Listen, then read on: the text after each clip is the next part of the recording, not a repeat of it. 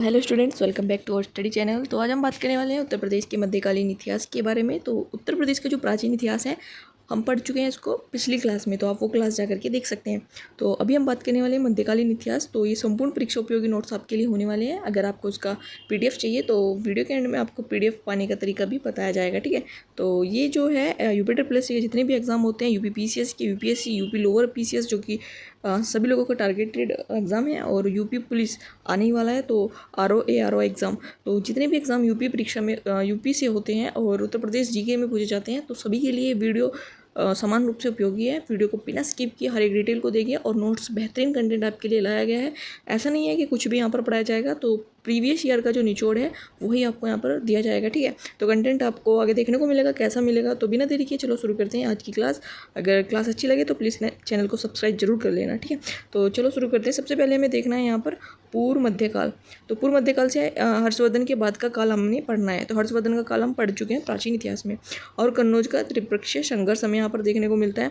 सबसे पहले देखते हैं हर्षवर्धन की मृत्यु के बाद में जो कौशाम्बी के जो पास कन्नौज था, कौशाम्बी के पास जो कन्नौज था, उसको पहले जो है मोध्यश्री के नाम से जाना जाता था। तो यहाँ पर डायरेक्ट क्वेश्चन बन जाता है कि मोध्यश्री जो है कन्नौज को डायरेक्ट पूछा जाता है कि क्या कहा जाता था। तो मोध्यश्री यहाँ पर कन्नौज को कहा जाता था। उसके बाद बात करते हैं तो भारत की राजनीतिक का केंद्र बन गया था, और यह कन्नौज पर अधिकार के लिए 3 महाशक्तियों के बीच में यहाँ त्रिपक्षीय संघर्ष हुआ था, ठीक है। तो त्रिपक्षीय संघर्ष के बारे में पढ़ते हैं। सबसे पहले शामिल वंश कौन कौन से थे इसमें, तो गुज्जर प्रतिहार वंश, पाल वंश और राष्ट्रकूट वंश। तो इन तीनों का जिक्र हमने पिछली क्लास में भी कर लिया था।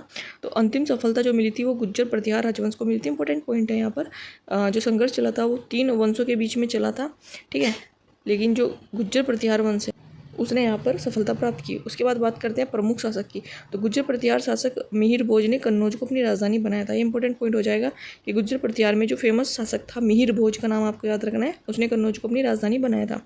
अगर हम देखें परीक्षा अलर्ट के बारे में, तो कन्नौज का जो त्रिपक्षीय संघर्ष है और मोहद्देश्वरी किसका प्राचीन नाम है, यह एग्जाम यूपी पीसीएस और आरओ में अक्सर पूछा जाता है, ठीक है। तो आपको बड़ा यहाँ पर विशेष ध्यान देना है, कन्नौज का त्रिपक्षीय संघर्ष में कौन कौन से वंश शामिल थे और मोहद्देश्वरी किसको कहा जाता है। तो आपको ये बेसिकली याद रखना है, इंपॉर्टेंट मार्क कर लीजिएगा इस पर, ठीक है। नेक्स्ट बात करते हैं गढ़वाल वंश, जो कि कन्नौज में स्थापित हुआ था। तो स्थापना की बात करते हैं, चंद्रदेव ने 11वीं शताब्दी में कन्नौज में गढ़वाल वंश की नींव रखी थी। किसने रखी थी, चंद्रदेव ने रखी थी। ये नाम आप याद रख सकते हैं। अंतिम शक्तिशाली शासक जो था इसमें वो जयचंद था। ये वही जयचंद है जिसने मोहम्मद गौरी के साथ में चंदावर की लड़ाई लड़ी थी। तो चंदावर के युद्ध के बारे में यहाँ पर डिस्कस किया गया है। चंदावर का युद्ध जो है वो 1994 में हुआ है। डेट आपको याद रखनी है। ये वर्तमान फिरोजाबाद, तो स्थान भी आपको याद रखना है कहाँ पर पड़ता है। ये चंदावर फिरोजाबाद में पड़ता है, वर्तमान में यमुना नदी के तट पर है, और यह युद्ध यहाँ पर ही लड़ा गया था, और मोहम्मद गौरी ने जयचंद को यहाँ पर पराजित किया था। इंपॉर्टेंट लाइन हो जाएगी। तो इस युद्ध पर आप इंपॉर्टेंट मार्क कर लीजिएगा, क्योंकि अक्सर पूछा ही जाता है। तो परीक्षा लाइट में देख लेते हैं। तो चंदावर का युद्ध और उसकी वर्तमान भौगोलिक स्थिति जो कि फिरोजाबाद में पड़ती है, ठीक है, ये अक्सर इन एग्जामों में पूछी जाती है। आगे बात करते हैं दिल्ली सल्तनत और उत्तर प्रदेश। तो दिल्ली सल्तनत के दौरान उत्तर प्रदेश में कई शहर जैसे कि बदायूं हो गया, जौनपुर हो गया, संभल हो गया और आगरा हो गया, राजनीतिक गतिविधियों का यहाँ पर केंद्र रहा। तो कौन कौन सा, एक तो आगरा, संभल और जौनपुर, ठीक है। उसके बाद बात करते हैं बदायूं का भी अपना कुछ अलग महत्व है। इल्तुतमिश सुल्तान बनने से पहले बदायूं का इख्तियार था। ये क्वेश्चन बहुत ज़्यादा इंपॉर्टेंट है, और हर बार देखो यूपी की परीक्षा में रिपीटेड ही हुआ है, ठीक है। तो हाईलाइट करना है इस वाले क्वेश्चन को। तो पहले वो बदायूं का इख्तियार था इल्तुतमिश। बदायूं की जामा मस्जिद का निर्माण भी इल्तुतमिश ने कराया था। इंपॉर्टेंट मार्क करना इस पर। उसके बाद परीक्षा अलर्ट में देखते हैं। तो इल्तुतमिश सुल्तान बनने से पहले कहाँ का सूबेदार था, ये पूछा जाता है। जैसे यूपी पुलिस कांस्टेबल में पूछा गया है, यूपी पीसीएल एआरओ में पूछा गया है, ठीक है। उसके बाद बात करते हैं जौनपुर सल्तनत, जहाँ पर सरकी वंश की स्थापना की गई थी। इसे पूर्व का सिराज भी कहा जाता है। तो स्थापना की बात करते हैं 1394 में मलिक सरवर, जिसको ख्वाजा जहाँ भी कहा जाता है। तो इस नाम पर हाईलाइटेड करना, किसने की थी, मलिक सरवर ख्वाजा जहाँ ने की थी। फिरोज शाह तुगलक के समय पर स्वतंत्र सरकी शासक जो है वो राज्य की स्थापना की। नामकरण की बात करते हैं तो फिरोज शाह तुगलक ने अपने बड़े भाई जोना खां की याद में मोहम्मद बिन तुगलक, जिसका वास्तविक नाम था, उसी की याद में जौनपुर शहर बसाया था। तो मेनली जौनपुर शहर जो है फिरोज शाह तुगलक ने बसाया था अपने भाई जोना खां की याद में, ठीक है, और इसे ही पूर्व का सिराज कहा जाता है। स्थापत्य कला की बात कर लेते हैं। सबसे पहले बात करते हैं अटाला मस्जिद की। तो इसका निर्माण इब्राहिम शाह सरगी द्वारा किया गया था, जो कि यहाँ पर ये 8 में किया गया था। ठीक है, तो अटाला मस्जिद इंपॉर्टेंट है, कहाँ पर स्थित है, ये जौनपुर में स्थित है। निर्माण किसने किया था, इब्राहिम शाह सर्की ने किया था, इंपॉर्टेंट क्वेश्चन है। जामा मस्जिद और लाल दरवाज़ा मस्जिद हुसैन शाह सर्की के काल में बनी थी, इंपॉर्टेंट है। एक तो जामा मस्जिद और एक है लाल दरवाज़ा, हुसैन शाह सर्की के शासनकाल में बनी थी। और कहाँ पड़ती है, यह भी जौनपुर में पड़ती है। ठीक है, तो हम स्थापत्य की बात कर रहे हैं जौनपुर में, ये दोनों चीज़ें हैं। उपाधि की बात करें तो शिक्षा और कला का बड़ा केंद्र होने के कारण जौनपुर को सिराज हिंद या पूर्व का सिराज भी कहा जाता है, इंपॉर्टेंट है, हाईलाइट करना और स्टार भी मार्क करना। तो जौनपुर को सिराज हिंद और पूर्व का सिराज भी कहा जाता है। पतन की बात करते हैं तो बहलोल लोधी ने जौनपुर के अंतिम शासक हुसैन शाह को हराकर, इस पे हुसैन शाह जो है इस पे स्टार मार्क करना, हराकर दिल्ली दरबार जो है वो सल्तनत में मिला लिया था। तो अंतिम शासक जो था हुसैन शाह, ये अक्सर पूछा जाता है कि जौनपुर का अंतिम शासक कौन था, तो हुसैन शाह का अंतिम शासक था। और बहलोल लोधी जो कि लोधी वंश की स्थापना करी थी, उसने इसको हरा करके जौनपुर में जौनपुर को मिला लिया था। परीक्षा लाइट की बात करते हैं तो अटाला मस्जिद का निर्माता कौन है, हमने ऊपर पढ़ लिया है कि इब्राहिम शाह सर्की जो है इसका निर्माता है। और जौनपुर को पूर्व का सिराज क्यों कहा जाता है, क्योंकि परीक्षा की दृष्टि से देखा जाए तो दोनों महत्वपूर्ण है। ठीक है, ये फैक्ट यूपीपीसीएस आरओ में पूछे गए हैं, जूनियर असिस्टेंट में भी आ चुके हैं। आगे बात करते हैं आगरा की स्थापना। तो स्थापना 1504 में सिकंदर लोधी ने आगरा शहर की स्थापना की थी। ठीक है, तो 1504 में और सिकंदर लोधी ने की थी, इंपॉर्टेंट मार्क करना इस पर। ठीक है, राजधानी की बात करें तो 1506 में सिकंदर लोधी ने इसे दिल्ली सल्तनत की राजधानी भी बना लिया था। तो अगले 2 साल बाद इसको राजधानी बनाया। परीक्षा लाइट देख लेते हैं। तो आगरा की स्थापना किस वर्ष हुई और शासक का नाम क्या था, दोनों हमने पढ़ लिया। शासक का नाम सिकंदर लोधी और स्थापना 1504 में। मुगल काल और उत्तर प्रदेश के बारे में देख लेते हैं। तो उत्तर प्रदेश मुगल साम्राज्य का हृदय स्थल था और आगरा और फतेहपुर सिकरी लंबे समय तक मुगलों की राजधानी रही। ठीक है, आगे बात करते हैं मुगलों के प्रमुख युद्ध के बारे में हम जान लेते हैं। तो सबसे पहले हमें देखना है खानवा का युद्ध, जो कि 1527 में हुआ था। तो ये बड़े इंपॉर्टेंट युद्ध होते हैं, साथ साथ में आपको उनकी डेट भी याद रखनी है। तो खानवा का युद्ध 1527 में होता है, बाबर और राणा सांगा के बीच में होता है। खानवा आगरा के पास का क्षेत्र पड़ता है, इंपॉर्टेंट है, हाईलाइट करना। नेक्स्ट बात करते हैं घाघरा का युद्ध 1529 में हुआ था। यह बाबर और अफगानों को घाघरा नदी के तट पर हुआ था। ये जो बिहार यूपी की सीमा पर पड़ता है। ठीक है, तो हल्का सा बिहार और यूपी की सीमा पर पड़ता है। चौसा के युद्ध की बात करते हैं तो यह 1539 में हुआ था और शेरशाह सूरी और हुमायूं को बक्सर गाजीपुर सीमा के पास में चौसा में पराजित किया था। तो गाजीपुर की हल्की सी सीमा लगती है बक्सर, जो कि बिहार में पड़ता है, तो वहाँ पर ये चौसा में हुआ था। कालिंजर की बात करते हैं। कालिंजर अभियान 1545 में हुआ था। बांदा जिले में स्थित कालिंजर किले पर आक्रमण के दौरान उक्का एक गोले का नाम था, तोपखाना नामक जो आग्नेय तोप थी, फटने से शेरशाह सूरी की यहाँ पर मृत्यु हो जाती है। तो अक्सर ये क्वेश्चन पूछा जाता है और इंपॉर्टेंट है बहुत ही ज़्यादा परीक्षा की दृष्टि से। तो कालिंजर अभियान की डेट आपको याद रखनी है 1545 में। तो ये वही अभियान है जो बांदा जिले में पड़ता है, वहाँ पर हुआ था। और यहाँ पर जो शेरशाह सूरी है उसकी मृत्यु हो गई थी उक्का नामक एक आग्नेय तोप से। तो परीक्षा लाइट पर देख लेते हैं शेरशाह सूरी की मृत्यु किस किले के घेराव से हुई थी। तो ये कालिंजर किला का घेरा करने जा रहा था, उस समय इसकी मृत्यु हो गई थी। यूपीपीसीएस और यूपी पुलिस एसआई में ये पूछे जा चुके हैं। आगे बात करते हैं अकबर और फतेहपुर सिकरी की। तो अकबर सूफी संत शेख सलीम चिश्ती के सम्मान में आगरा के पास फतेहपुर सिकरी की अपनी राजधानी बनाया था, इंपॉर्टेंट पॉइंट है। तो जो सूफी संत है शेख सलीम चिश्ती के सम्मान में आगरा के पास में इन्होंने फतेहपुर सिकरी को अपनी राजधानी बनाया था। तो अक्सर इनके गुरु का नाम अवश्य पूछा जाता है, किसकी याद में, तो शेख सलीम चिश्ती नाम याद रखना। और इन्हीं के नाम पे इन्होंने अपने पुत्र का नाम सलीम रखा था, जो कि जहांगीर बाद में चलकर कहलाया। तो प्रमुख इमारतों की यहाँ पर चर्चा करते हैं। सबसे पहले देखते हैं बुलंद दरवाज़ा। तो आप ये तस्वीर बुलंद दरवाज़ा की देख सकते हैं। तो गुजरात अभियान के बाद यानी कि 1572 की स्मृति में बनवाया था और ये मेनली कहाँ है, फतेहपुर सिकरी में ये स्थित है। ठीक है, तो फतेहपुर सिकरी में ये स्थित है, इंपॉर्टेंट है। बुलंद दरवाज़ा किसने बनवाया, अकबर ने बनवाया। कहाँ पर स्थित है, फतेहपुर सिकरी में स्थित है, जो कि आगरा के पास पड़ता है। और कब सन याद रखना है आपको, 1572 में ये बनाया था। ठीक है, आगे बात करते हैं पंचमहल। तो पंचमहल आपको यहाँ पर फोटो देखने को मिल जाएगा। ठीक है, तो यहाँ पे पंचमहल का फोटो देख सकते हैं। आगे बात करते हैं बौद्ध विहारों की शैली पर आधारित ये पिरामिड 5 मंजिला इमारत है। तो पंचमहल क्यों कहा गया, क्योंकि इसमें 5 मंजिल इमारतें हैं और बौद्ध विहारों की शैली पर ये आधारित है। ये भी अकबर ने बनवाया था। ठीक है, तो हम बात कर रहे हैं अभी अकबर की स्थापत्य कला के। आगे बात करते हैं इबादत खाना, जो कि 1575 में बना था। अक्सर सन भी पूछा जाता है। तो यहाँ धार्मिक चर्चाएं होती थी। तो ये भी फतेहपुर सिकरी में है और अकबर ने इसको बनवाया था। जोधाबाई महल, बीरबल महल और सलीम चिश्ती का मकबरा, ये सभी फतेहपुर सिकरी में है। तो जितनी भी इमारत हमने पढ़ी है ये सभी फतेहपुर सिकरी में है और अकबर ने बनवाई है। नेक्स्ट बात करते हैं परीक्षा अलर्ट में। तो बुलंद दरवाज़ा किसकी विजय के उपलक्ष्य में बनाया था, गुजरात विजय उपलक्ष्य में बनवाया गया। और पंचमहल की वास्तुकला शैली क्या थी, तो हम पढ़ चुके हैं कि पंचमहल जहाँ अभी हमने चर्चा की है बौद्ध विहार शैली की है। ठीक है, नेक्स्ट बात करते हैं आरओ में पूछा जा चुका है और यूपीपीसीएल जेई में भी पूछा गया। तो शाहजहाँ और आगरा का स्वर्णकाल, मोस्ट इंपॉर्टेंट ये होने वाला है। तो इसमें हमें देखना है, सबसे पहले ताजमहल के बारे में चर्चा करते हैं। तो ताजमहल जो है बेगम मुमताज़ महल की याद में बनवाया गया था और ये यमुना नदी के तट पर स्थित है।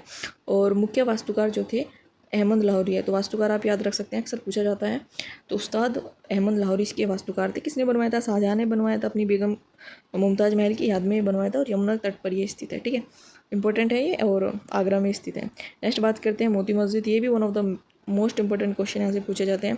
तो मोती मस्जिद आगरा के किले के भीतर सफ़ेद संगमरमर की मोती मस्जिद का निर्माण शाहजहाँ ने करवाया था। इंपॉर्टेंट है कि किसने करवाया था? शाहजहाँ ने करवाया था। और दिल्ली के लाल किले की मोती की मस्जिद का निर्माण औरंगजेब ने करवाया था। तो इससे कन्फ्यूजन ना होता कि, तो ये आप देख सकते हैं मोती मस्जिद। उसके बाद बात करते हैं उत्तर प्रदेश के अन्य क्षेत्रीय राजवंश और विद्रोह। बुंदेलखंड के चंदेल शासक महोबा और कालिंजर बांदा चंदेलों का मुख्य गढ़ था। तो यहाँ पर बताया गया है कि जो महोबा था और जो कालिंजर जो बांदा था वो चंदेल शासकों का मुख्य गढ़ था। तो चंदेल एक वंश हुआ करता था। तो महोबा के वीर योद्धा आला और उदल चंदेल शासकों परिमिल देव जो थे परमल सेनापति थे और चंद्र जो पृथ्वीराज चौहान से लड़ते हुए शहीद हुए थे। इम्पोर्टेंट पॉइंट यहाँ पर है। तो आला और उदल कहाँ से संबंधित थे? तो महोबा के वीर थे और परमल के जो सेनापति थे। परीक्षा अलर्ट यहाँ पर देखते हैं। तो आला और उदल का संबंध पूछा जाता है किस स्थान से है। उसके बाद बात करते हैं उत्तर प्रदेश में भक्ति और आंदोलन और सूफीवाद का उदय। तो मध्यकाल में उत्तर प्रदेश में सूफी संतों और भक्ति मार्ग के कवियों का सबसे बड़ा केंद्र बनकर उभरा। तो सबसे पहले बात करते हैं कबीरदास की। तो यहाँ पर आप कबीरदास का फोटो देख सकते हैं। तो इनका जन्म वाराणसी में हुआ था। इंपॉर्टेंट क्वेश्चन है, तो आपको स्थान याद करना है कि किसका जन्म कहाँ पर हुआ था और मृत्यु इनकी जो है मगर संत कबीर नगर में हुई थी। ठीक है, उसके बाद बात करते हैं सूरदास की। तो ये आप सूरदास की पिक्चर यहाँ पर देख सकते हैं। तो इनका जन्म जो है वो सिही मथुरा में हुआ था और अष्टचाप के प्रमुख ये कवि थे। नेक्स्ट बात करते हैं तुलसीदास की। तो आप यहाँ पर तुलसीदास का फोटो देख सकते हैं। इनका जन्म राजापुर चित्रकूट में हुआ था और ये रामचरितमानस की रचना की थी। तो दो क्वेश्चन यहाँ से बनेंगे, जन्म स्थान और रामचरितमानस। आगे बात करते हैं रामानंद। तो रामानंद की आप पिक्चर देख सकते हैं।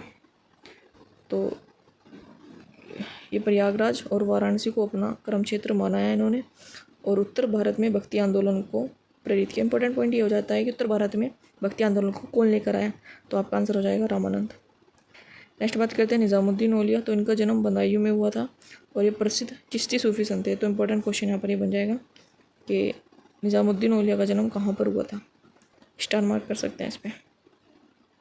तो अगर हम परीक्षा अलर्ट के बारे में बात करें तो कबीरदास की मृत्यु कहाँ पर हुई? मगर संत कबीर नगर में। और निजामुद्दीन औलिया का जन्म स्थान बदायूं। ये दोनों प्रश्न यूपी SSC और यूपी PCN में पूछे जा चुके हैं। आगे बात करते हैं उत्तर मुगल काल और अवध के नवाब। 1707 में औरंगजेब की मृत्यु के बाद में केंद्रीय सत्ता कमजोर हुई और उत्तर प्रदेश में अवध के स्वतः जो राज्य है उनका उदय होने लगा। अवध राजवंश का स्थापना से विलय तक का देखना है हमें यहाँ पर। तो संस्थापक कौन थे अवध के? 1722 में सादत खां, जिसे बुरहानुल मुल्क भी कहा जाता है, ने अवध में स्वतंत्र राज्य की जो है वो घोषित किया था और इसकी राजधानी फैजाबाद थी। इम्पोर्टेंट है। तो 1722 में सादत खां ने, जिसका नाम बुरहानुल मुल्क भी है, अवध की स्थापना की थी और राजधानी फैजाबाद। उसके बाद में सफदरजंग जो है शासक बना। इसने सादत खां का उत्तराधिकारी हुआ और जिसने मुगल सम्राट ने अपना वजीर प्रधानमंत्री बनाया, इसलिए इन्हें नवाब वजीर भी कहा जाता है। दिल्ली की का सफदरजंग मकबरा इन्हीं का है। तो दिल्ली में जो सफदरजंग मकबरा है वो इन्हीं का ही है। शुजाउद्दौला की बात करते हैं। इसके समय में बक्सर का युद्ध हुआ, इंपॉर्टेंट है, हाईलाइट करना। और इन्होंने अंग्रेजों के साथ में इलाहाबाद संधि भी की थी। तो 1765 में इलाहाबाद संधि हुई थी। इंपॉर्टेंट है, इस पर भी और इस पर भी, दोनों पे स्टार मार्क करना। उसके बाद देखते हैं आसफउद्दौला। तो आसफउद्दौला के समय में कुछ टर्निंग पॉइंट आते हैं। तो यहाँ पर देखते हैं 1775 में इन्होंने अवध को फैज़ाबाद से लखनऊ स्थानांतरित कर दिया, यानी कि जो उसकी राजधानी थी वो फैज़ाबाद से लखनऊ स्थानांतरित कर दिया था। इंपॉर्टेंट क्वेश्चन है, स्टार मार्क कीजिए। लखनऊ का जो प्रसिद्ध इमामबाड़ा है, जो भूल भुलैया सी का ही पार्ट है, तो और रूमी दरवाज़ा का निर्माण भी अकाल कार्यों से राहत के लिए 1784 में आसफउद्दौला ने बनवाए थे। मोस्ट इंपॉर्टेंट है, ये पूछे गए हैं एग्जाम में दोनों के दोनों क्वेश्चन। ठीक है, तो इमामबाड़ा याद रखना है और रूमी दरवाज़ा दोनों के दोनों आसफउद्दौला ने बनवाए थे। सन भी देख लेना, 1784 में। उसके बाद बात करते हैं वाजिद अली शाह की। तो अवध का अंतिम नवाब था। इंपॉर्टेंट क्वेश्चन है यहाँ पर, अक्सर पूछा जाता है कि अवध का अंतिम नवाब कौन था। तो वाजिद अली शाह था और इस समय लॉर्ड डलहौजी ने 1856 में कुशासन का आरोप लगा करके अवध को ब्रिटिश साम्राज्य में मिला लिया था। मोस्ट इंपॉर्टेंट यहाँ पर ही क्वेश्चन हो जाएगा। तो कब अपनाया था? 1856 में कुशासन का आरोप लगाकर। ये पैट में भी पूछा गया है, अभी जो 2025 वाला पैट हुआ है ना, डायरेक्ट क्वेश्चन यहाँ पर बनता है। तो यहाँ से देखते हैं परीक्षा अलर्ट के बारे में। तो अवध का अंतिम नवाब कौन था? ये डायरेक्ट क्वेश्चन बनता है। राजधानी फैजाबाद से लखनऊ किसने स्थानांतरित की थी, ये भी डायरेक्ट क्वेश्चन बनता है। तो यहाँ पर कुछ ऐतिहासिक स्थल, घटना और शासक व्यक्तित्व तो परीक्षा हेतु जो मुख्य फैक्ट एग्जाम में आते हैं उनको देखते हैं। तो मोद्दे श्री गुज्जर प्रतिहार ने शासन किया था और कन्नौज का ये प्राचीन नाम है। बदायूं की जामा मस्जिद इल्तुतमिश सुल्तान काल के सबसे विशाल मस्जिदों में से एक है। सिराज हिंद सर की शासक जो जौनपुर है, शिक्षा और सांस्कृतिक संवर्धन के कारण इसका नाम पड़ा। राजधानी की बात करें, आगरा शहर की स्थापना सिकंदर लोदी ने की थी और यमुना नदी के तट पर स्थित है और सामरिक केंद्रों के रूप में तो स्थापना सभी यूपी एग्जाम में पूछी गई है। कलिंजर दुर्ग की बात करते हैं तो दुर्घटना यहाँ पर शेरशाह शुरू की 1545 में तोप फटने से मृत्यु हुई थी। दुर्ग बांदा जिले में स्थित है। बुलंद दरवाज़ा तो अकबर फतेहपुर सिकरी में स्थित है। इसकी स्थापना अकबर ने करवाई थी और गुजरात विजय का ये प्रतीक है। बड़ा इमाम बड़ा हसफुद्दौला ने 1784 में बनाया था, लखनऊ में ये स्थित है और बिना खंभों का विशाल हॉल यहाँ पर स्थित है। अवध का ब्रिटिश विलय लॉर्ड डलहौजी ने 1856 में किया था और आउटरम की रिपोर्ट के आधार पर इम्पोर्टेंट है। किसकी रिपोर्ट थी? आउटरम की रिपोर्ट के आधार पर कुछ शंकारोप यहाँ पर लगाया था। तो ये हमारा उत्तर प्रदेश का जो मध्यकालीन इतिहास है वो ख़त्म हो गया है। तो कैसी लगी वीडियो, लाइक करें अगर आपको समझ में आया और सारा डिटेल। ठीक है, अगर आपको उसकी PDF चाहिए तो आप टेलीग्राम पर जाकर सर्च कर सकते हैं। एग्ज़ाम वॉर चैनल है, अभी इसके कम ही सब्सक्राइबर हुए हैं, 1-2 दिन पहले ही खोला है, तो वहाँ पर आपको सभी की PDF मिल जाएगी। ठीक है, तो चैनल को सब्सक्राइब जरूर रखें। आगे हम करंट अफेयर की वीडियो ले आएंगे जैसे ये मंथ ख़त्म हो जाएगा। तो कंटेंट कैसा लगा ज़रूर बताइए। तो यहाँ पर आपको सभी प्रीवियस ईयर का निचोड़ मिलने वाला है। ठीक है, तो मिलते हैं नेक्स्ट वीडियो में।